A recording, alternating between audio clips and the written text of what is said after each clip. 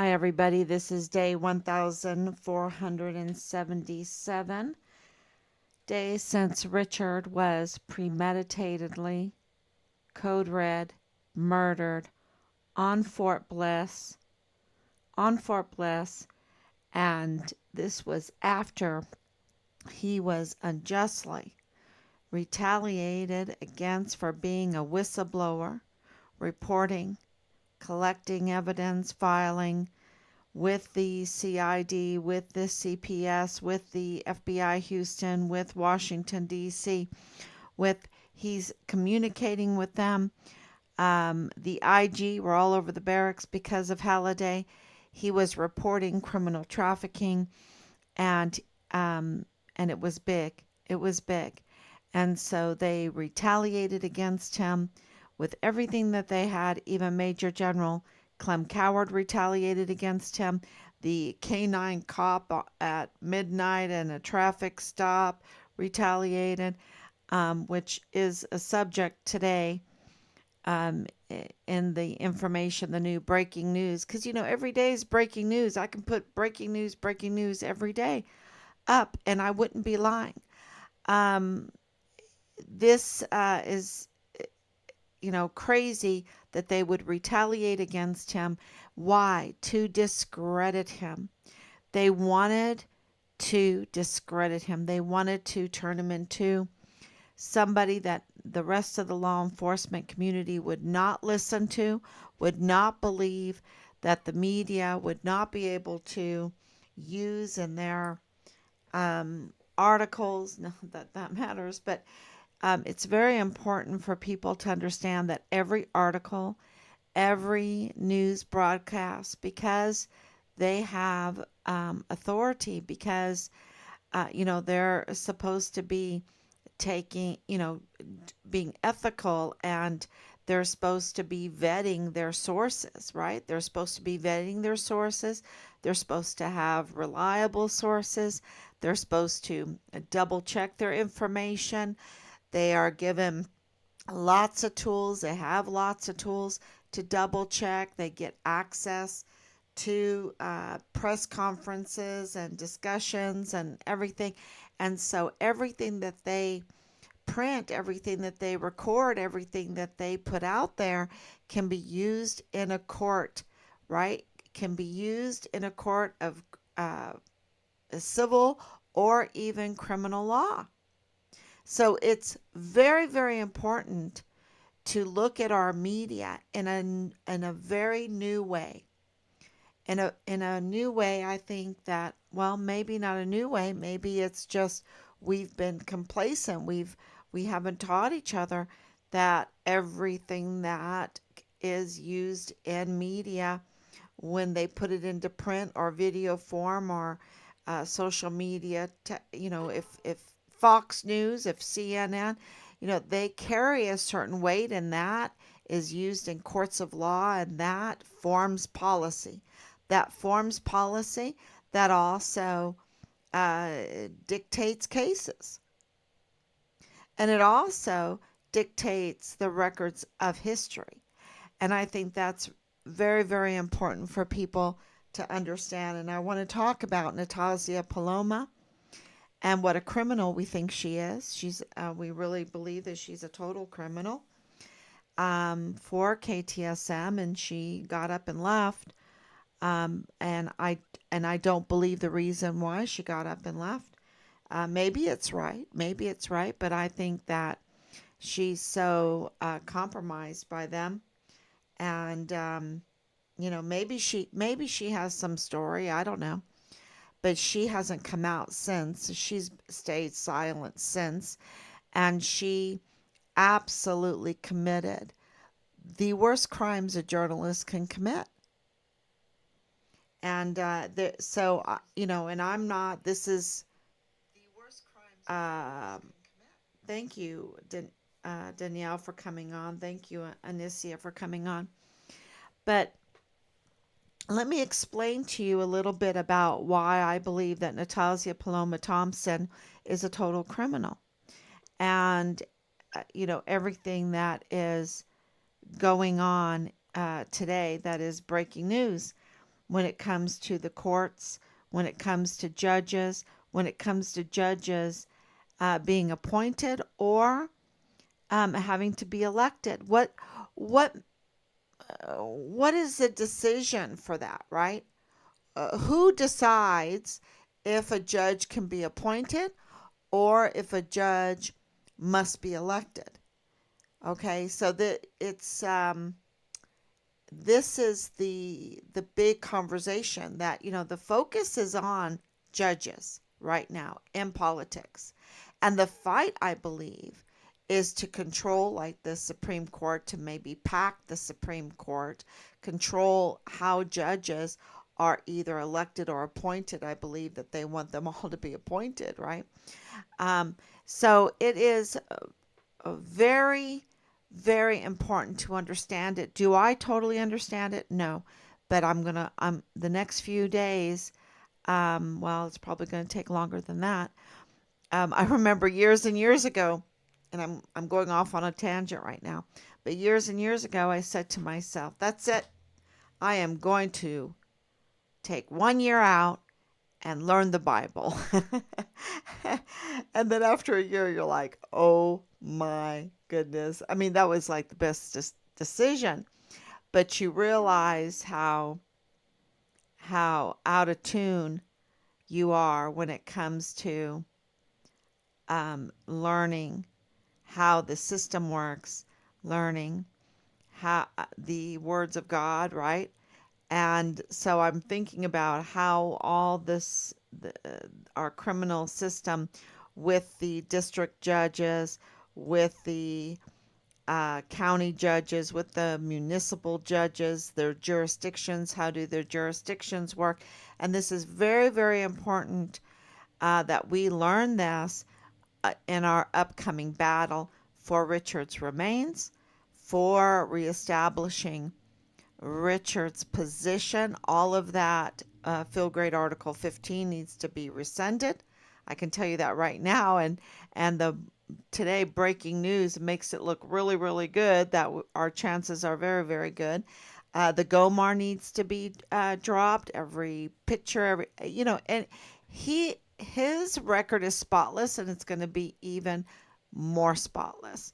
And he's going to change our son, Richard, and what he did and standing up to the criminal traffickers is going to change El Paso. Really, he will be remembered. I don't know for how long, but he's going to be remembered. It's amazing what is happening, what we are finding out because we have been driven to be the investigators, driven to have to um, make these advances in change in undoing the criminal activity that was done to Richard, really. So, and going back to Natassia Paloma, she was part of the real hurt for, you know, I will tell you this. She absolutely knew. She absolutely knew that Danae was a farce. Look, when we met Danae Katzen, who they called her Jane Doe, we called her credit card girl. Um, Danae Katzen is a total criminal. A total criminal. Now, I have always, I guess I'm a softie or whatever, which is not a good thing because we need to we need to absolutely go by the law, right? And sometimes that's very, very difficult because when I look at Danae Katzen and I know that she's related to Rosa Maria Valdez Garcia, and I know that I know her family is up to no good and they're on Bliss Avenue. And it's like really heartbreaking because that she's been groomed for this kind of lifestyle um, of trouble, just trouble for people. But it doesn't change the fact that she absolutely committed terrible crimes in the case of our son. And if she does it for Richard's case, how many other people is she doing this to? And, ruining our society, clogging up our legal system, um, because as soon as she gets in there, arrested, they let her go because she has these connections, right? She's connected. And you ask, well, wait a minute, she's been discredited in the news, and she has been. She's been discredited by KTSM. Those stories were spread all over the place by FitFam El Paso. And by the way, I just made an announcement that we're the ones that acquired FitFam El Paso LLC. We acquired them, and we're announcing it, and it's been a while. We've had it for a while. And we're just there. This case is moving so fast that you have to take some time out to think about strategy. I guess strategy. We knew when FitFam El Paso LLC, and I know I'm all over the place tonight because so many things are going on. I can't even tell you, with the judges, with KTSM, with Danae, with Natassia, Paloma, with strategy, right? With the FitFam El Paso, with Bill Hicks. Bill Hicks is in real trouble. Real trouble. I made a meme and I want to post it up. But I just wanted a little bit of time for, to make sure that this will help us get Richard's remains back. How is this going to help us get Richard's remains back? How is this going to help us? Every question Rob and I, we ask, how is this going to help us get Richard's rank back? Right? Hold these people accountable for what they did to Richard.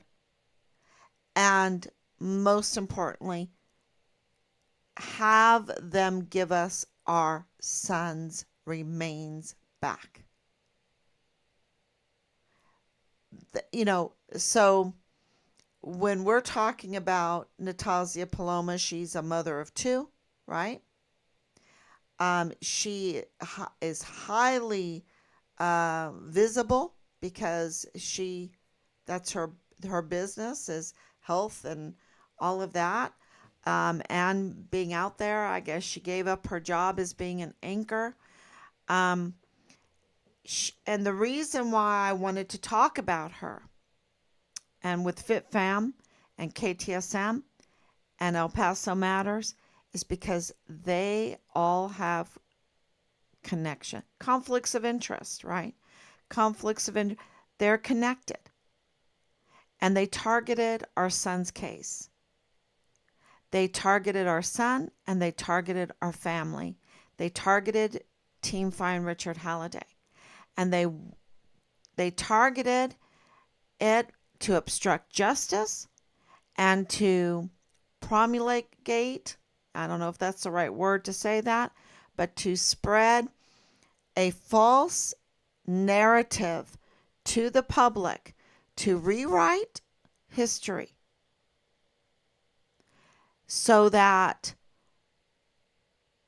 there won't be the truth that can be used in a court of law in order for us to get our son's remains back, to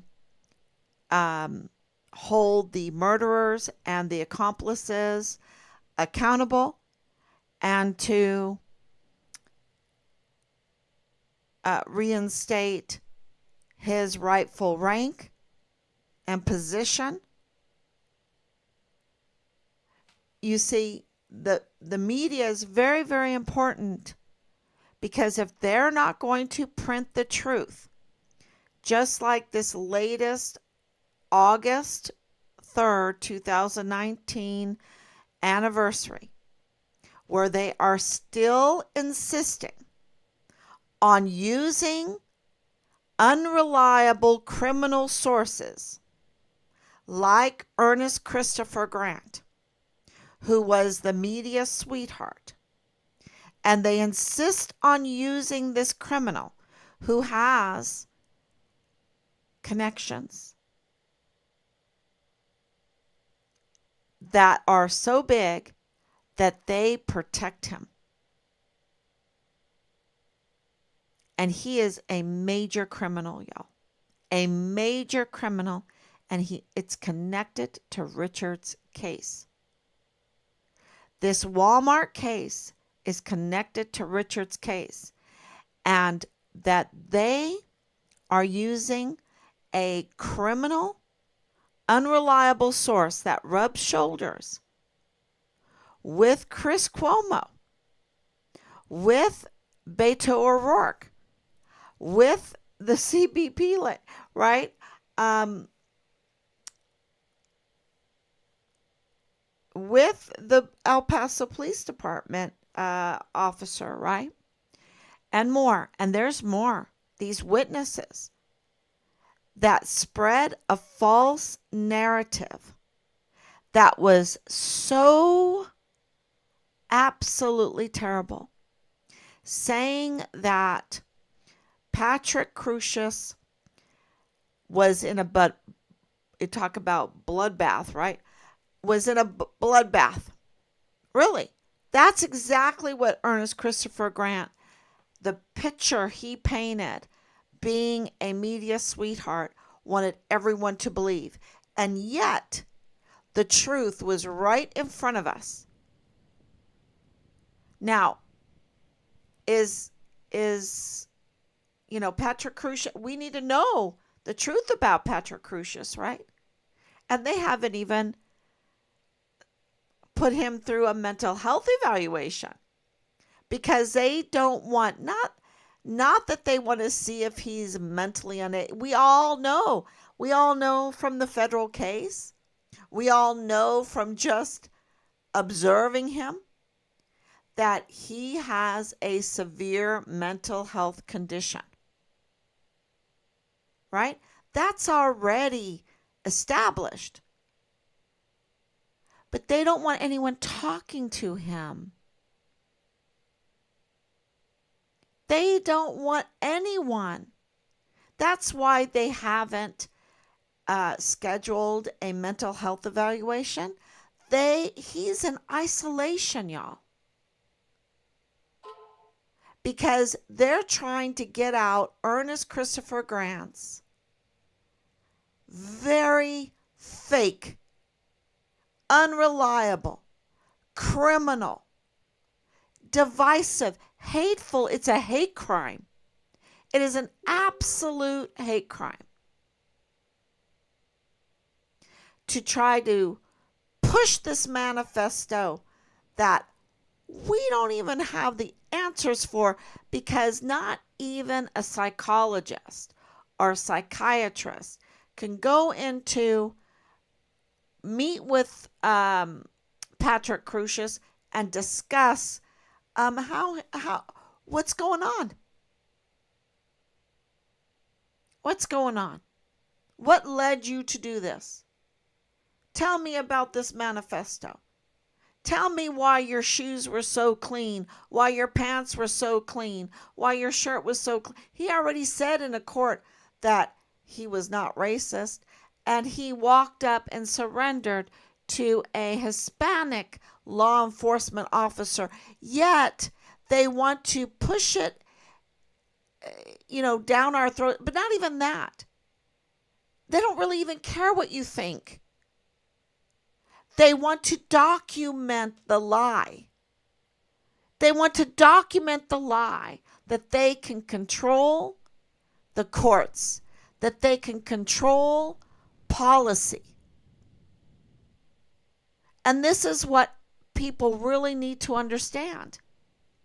The media, when it documents history, a crime, and they're using false narratives, and they're using an unreliable source. That power is so huge because now they're affecting policy, politics, and the courts. They want you to hate Patrick Crucius so much that you will insist on the death penalty for him without even hearing a case, without even hearing the evidence, without even, and they're just so evil. And so with that, let's go back to Natassia Paloma. Let's go back to Bill Hicks. Let's add in Mario Raskin Ortiz. Let's go to Danae Katzen and Jonathan Ambrose and the rest of the KTSM team there. And I'm telling you, when we met Danae Katzen at KTSM, she was there waiting for us. We didn't have to wait for her.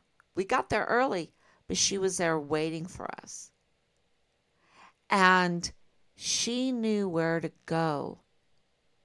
She led us. She knew where the conference room was. She knew where the studio was. She knew where to sit. She wasn't nervous. She knew to tell them to black her out. She knew she was at home. She knew where the bathroom was. She was at home at KTSM. They rolled out the red carpet. I thought it was for Richard's case. No. It was for the false narrative that Danae Katzen was going to deliver, and they were going to document. And who would be the face of that?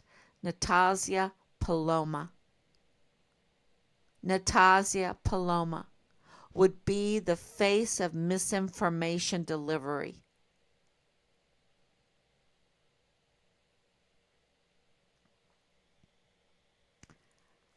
I was rereading because, you're at that time, you're so vulnerable, right? You do not know what's going on. You're very vulnerable. And you absolutely don't know there's a cartel connected rogue group from the original response team that want to misdirect you and house the prime suspect of the murderers of Richard. You don't know that, but they knew it. And we were so vulnerable. And so I've been going back and reading, well, we all have Team Find Richard Halliday, the reports that Natassia Paloma gave, and with Danae and the and all of our notes and recordings and everything like that. And it is, wow, when you go back, you're like, wow, you were so vulnerable. Because Danae says on the day that she called me, the 26th of September, she had went on this date.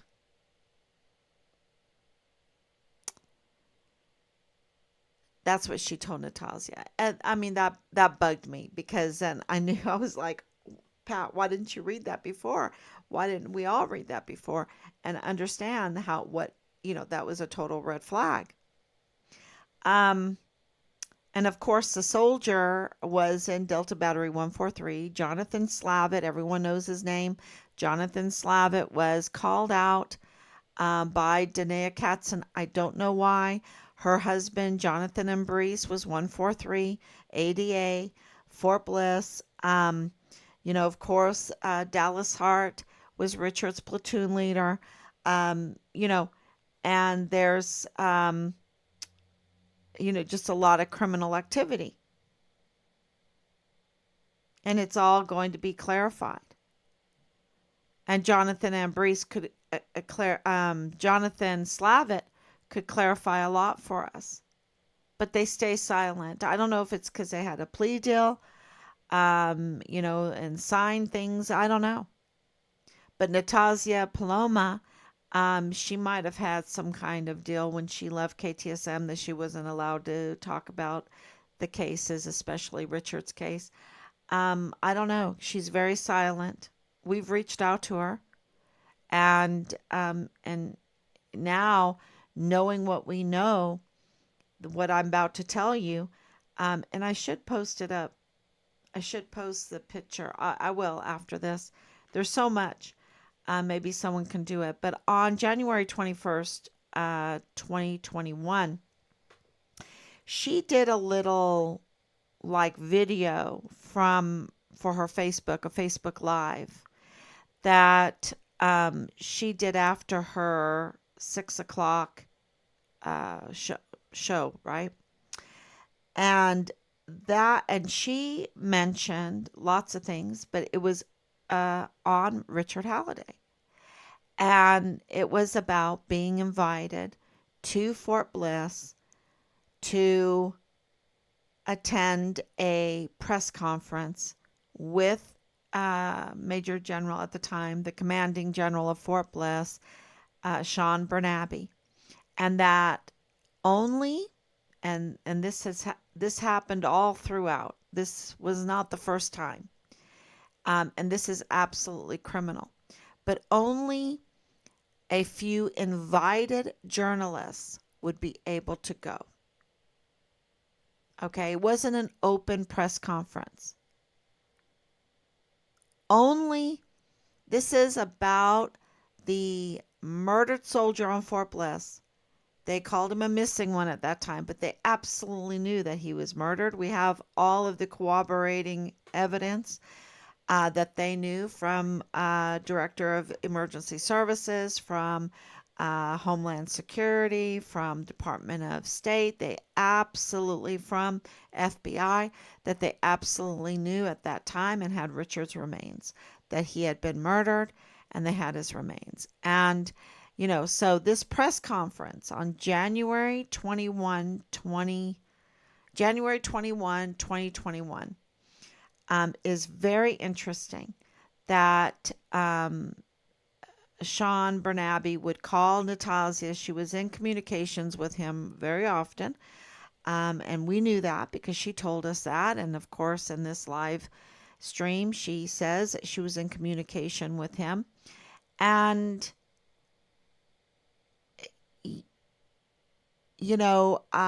she was invited.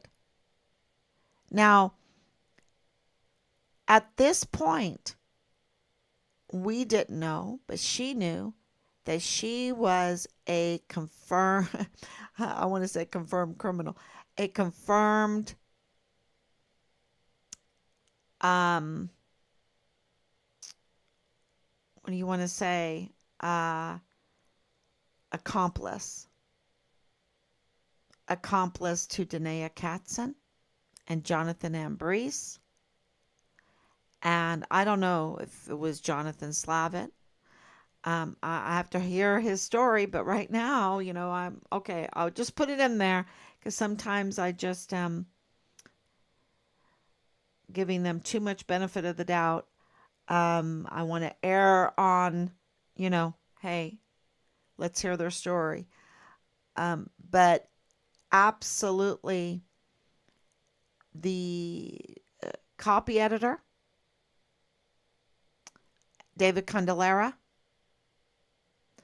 um, and of course Louis, who I don't mention very often. He was our cameraman. We didn't hire him at all. He showed up when we got there, and he was very comfortable too there. Very comfortable. And he was with us for months. It's really sad. It really is sad. Um, the betrayal, the absolute betrayal. And the position that he had, the reason, the motive for him to follow us was that he was going to do a documentary.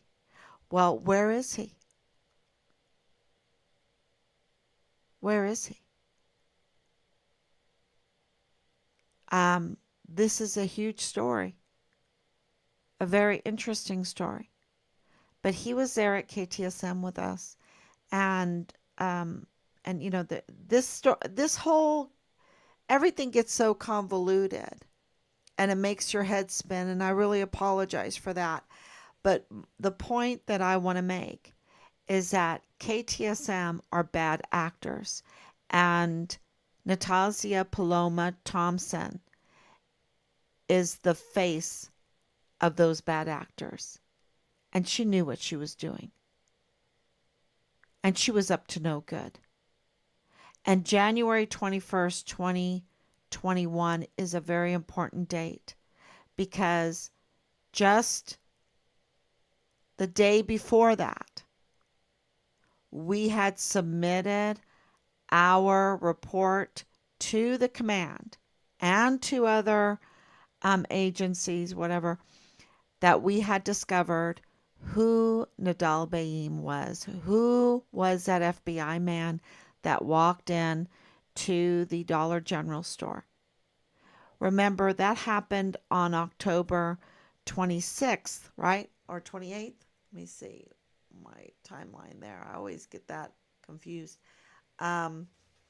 And they went crazy. That's the day that the FBI took over the case. But we didn't know who this man was. And he was wearing a mask. But by the end of January, close to the end of January, God showed us how to figure out who he was. And we called him. We called him and we talked to him. And he corroborated everything. And I have a text message on January 21st, 2021 to Team Find Richard Halliday that corroborates what I'm telling you right now. And that day, Natassia Paloma got a call from the commanding general of Bliss, Fort Bliss, to say, come on in, we have to discuss this. The Halliday family knows who Nadal Baim is. Can you imagine what the keyboard warriors were doing because of all the LLCs, because of all the contracts and contract bids and all of that stuff?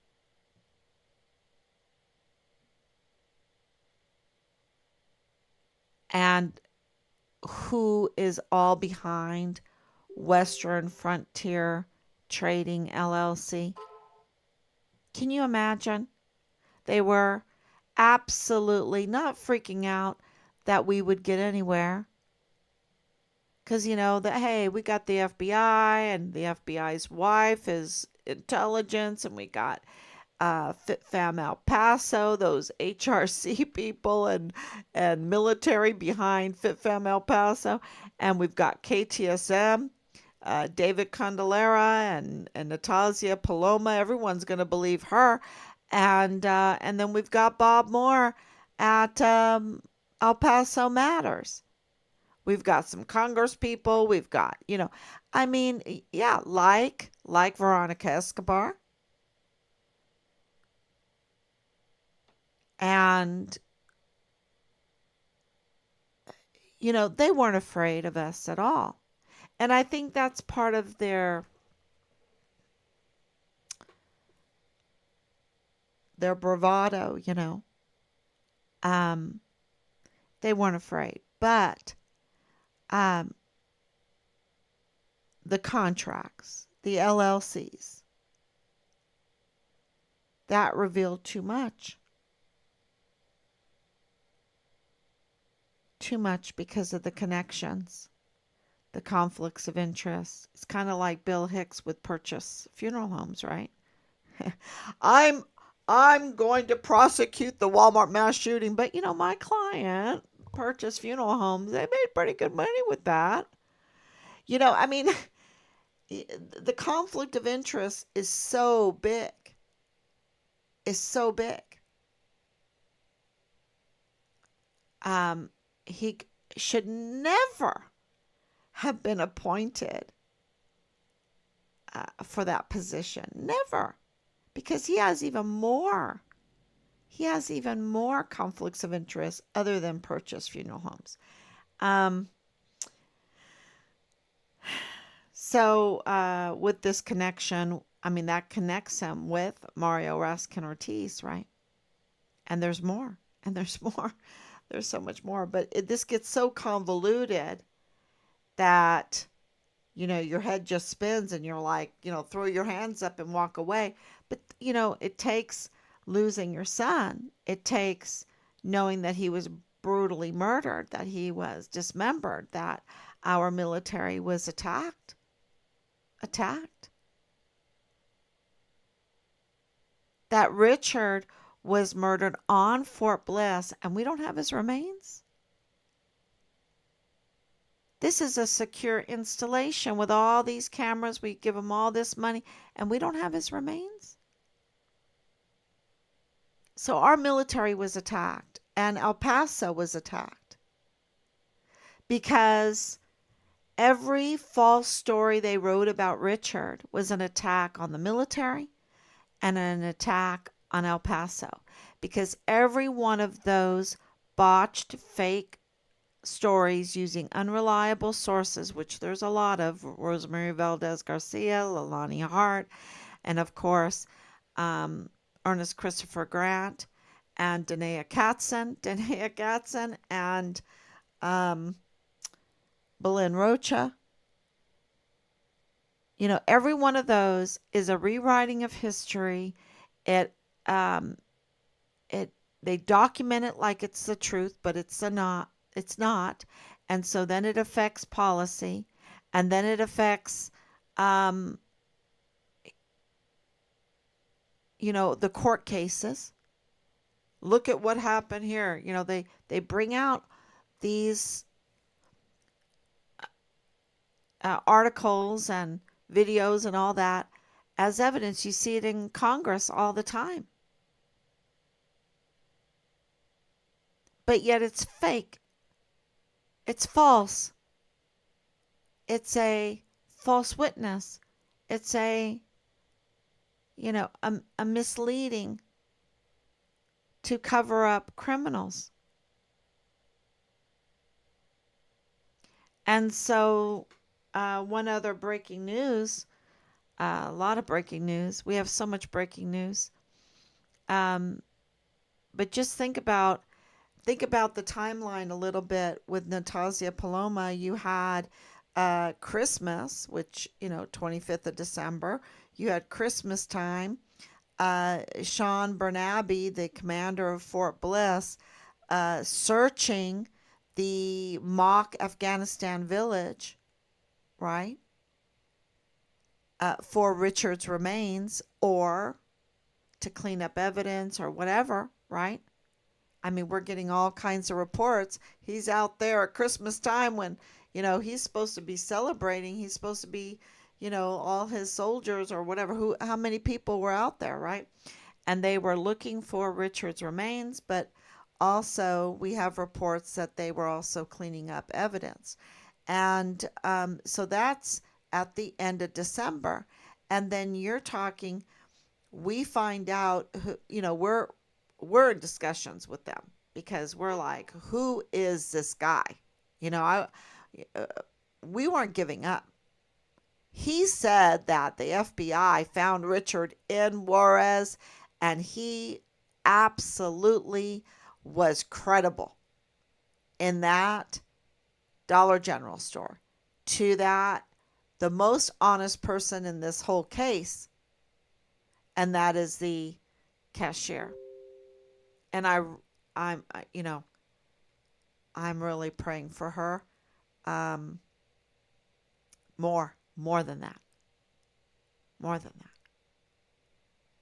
that. Absolutely, we wanted to know who Nadal Bayim was. Do we care that he's a Palestinian? No. Do we care that he has a record for terroristic threats?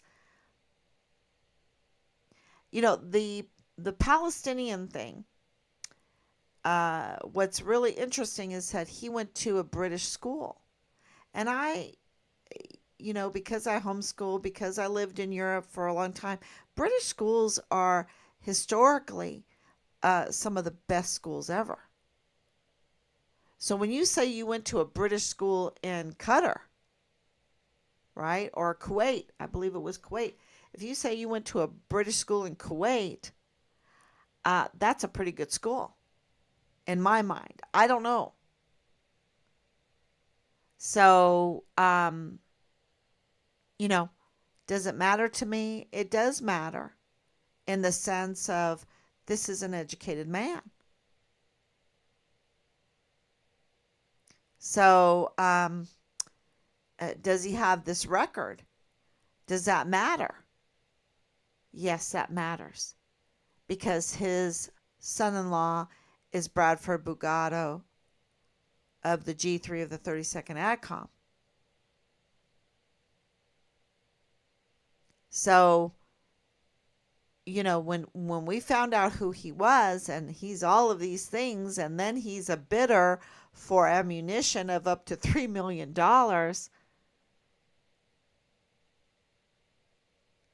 for the El Paso Police Department, and he has conflicts of interest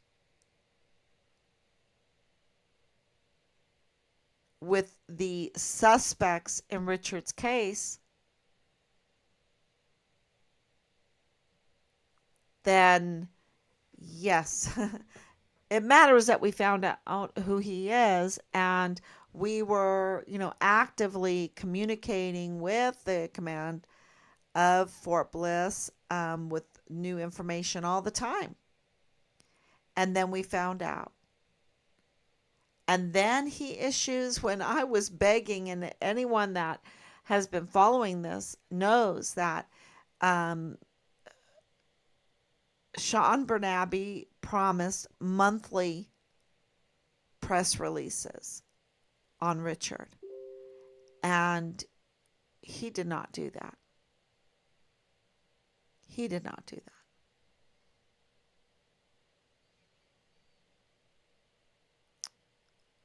He doesn't have his soldiers' backs.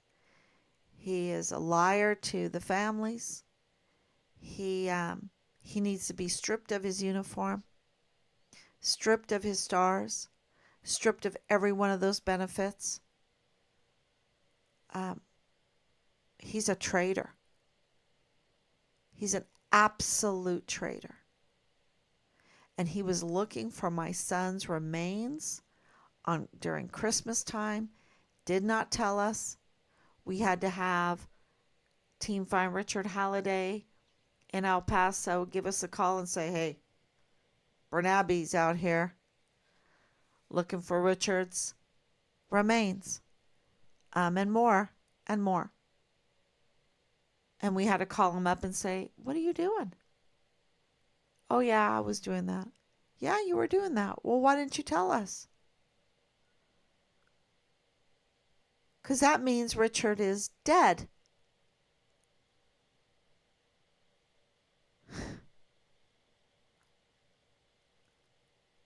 What they have put us through. And then Natassia Paloma gets on there and say, "Oh, I'm one of the lucky ones. I got chosen. You other journalists, that are not connected to Danae Katzen." I mean, I don't know. Maybe I shouldn't do that, but it's it's like she's connected, and I talk to the mother all the time, as she did. We let her in the home that we were staying in. She saw it all. She knew what we were suffering. She knew it up close, how we were suffering. And she participated with those that wanted to cover up to get away with murder, to get away with murdering a whistleblower soldier, a volunteer son of this republic, young. She sided with the cover up of the murderers.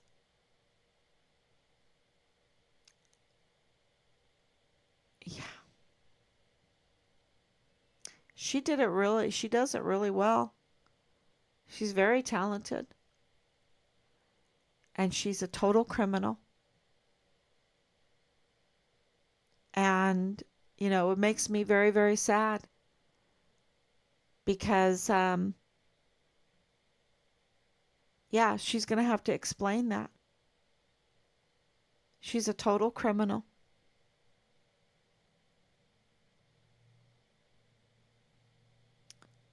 A really bad criminal.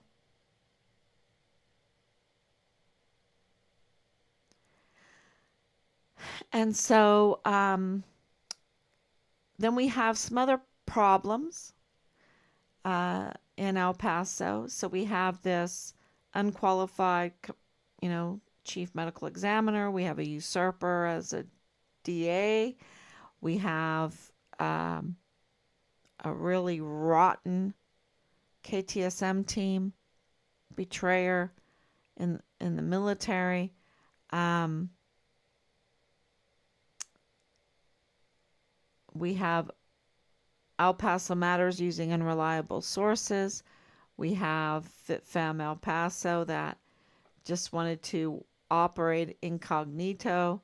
We assumed their LLC. Now I believe I think that they're under, maybe, they'll, from what I gather, they're under audit well, the taxes are a big issue, right?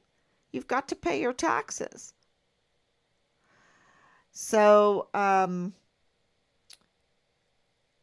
now we have another big problem, and it's also complicated, and I'm just going to touch on it tonight, and then I'll explain it more as the days go on. But there are different kinds of judges, and we know we have Penny Hamilton, who we believe that Penny Hamilton might be working. Bill Hicks is very desperate for assistant district attorneys, right? Because we wrote like every law school that we could absolutely find an email for, which was a lot of them, and let them know that none of their young students should ever be picked up by Bill Hicks, because Bill Hicks was a usurper of the 34th Judicial District Attorney's Office. And, so he's lost like over 30, can you believe it?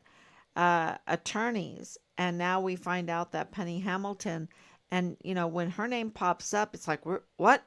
Because, she's the one that her name popped up, uh, giving subpoenas in Richard's case, and when she was a judge. But she's not a judge anymore, right? She retired, I think, from that. Now, uh, we've heard rumors that she is working with Bill Hicks as an assistant district attorney. I don't know if that's true. Penny, you let us know. But I have a lot of questions about plea deals and subpoenas and all that in our son's case. So, um, but what's the big deal? Part of getting Richard's uh, rank back and his name reestablished is having to look through his court cases of what they used to try to discredit him. And you always find something, right? You always find something. And in Richard's case, it is that he went before before Alma Trejo, right? He went to the magistrate court. Well, what is a magistrate court? And we've been, looking it up. What is that? What kind of jurisdiction do they have? And what we found is, of course, we're not lawyers, so, they have to speak up. But something really is fishy going on with that, because the magistrate court seems to have total jurisdiction since 2015. And if they have total jurisdiction of the district, like a district judge, they have to be elected. That's our understanding. Maybe it's skewed, maybe, because we're not lawyers. But since, like it started in like 1980, late 1980s, that they established this magistrate court, and it's full of appointed judges. So hey, cousin, come on, I can appoint you. Hey, friend, you do me a favor, I can appoint you. It's these appointed judges. And Richard was brought in front of these appointed judges. But what we have discovered is that in 2015, there were some changes, and the magistrate court was given total jurisdiction over the district. Before then, they didn't have total jurisdiction, they only had partial jurisdiction. And so, with that, under the Texas Constitution, it seems like it that now those judges are illegal, that they're criminal. It seems there's a chance because they're not elected. And when you have that kind of jurisdiction, you have to be elected according, we think, correct us, under the Texas Constitution. And so that would mean good news for Richard, bad news for El Paso, good news for people that were, paying bonds and all of that. That means that magistrate court is absolutely null and void. I mean, they would. I think about that. So I will. It makes Richard's case a constitutional case. That's what it does. And the Gomer was based on him being brought in before the magistrate judge, the magistrate court. The Field Grade Article 15 was dependent on that. Now, all of that was, Alma Trejo had to dismiss it. Maybe she knew something. But we have the video footage of the K9 cop, right, with Richard. And Richard was absolutely beautiful. And I think they released the whole thing. Well, I don't think we ever released the whole thing, but the impersonating site did, and Richard was so beautiful. Um, so Amatrejo ruled properly, and maybe she knew that the magistrate court was an illegitimate court with illegitimate, and really they're breaking the law that makes them criminals, the judges. So we'll see if what we're saying has any weight. We're going to be doing a lot of letter writing, and this will help us reinstate Richard. Absolutely. So, was that a lot of news? That was so much news that my head is even spinning from today trying to keep up with um, all the information people have sent. And I just want to say thank you, thank you, thank you. Keep going, keep going, keep sending us this information, keep sharing what you know, because that today was just groundbreaking when it comes to what's going on in El Paso and us getting Richard's um, rank back and everything. Yeah, so that we could get his remains. You just got to keep working. This is not a cold case. This is not a done deal. You know, this is a a murder case, a capital murder case, a capital murder case, and then the subsequent cover up, which is also criminal, right? So, thank you so much for coming on this late, and we will be back tomorrow, God willing. And please share. Please share. There's a lot of other things going on behind the scenes, and we're just trying to understand everything so that we can express them to you.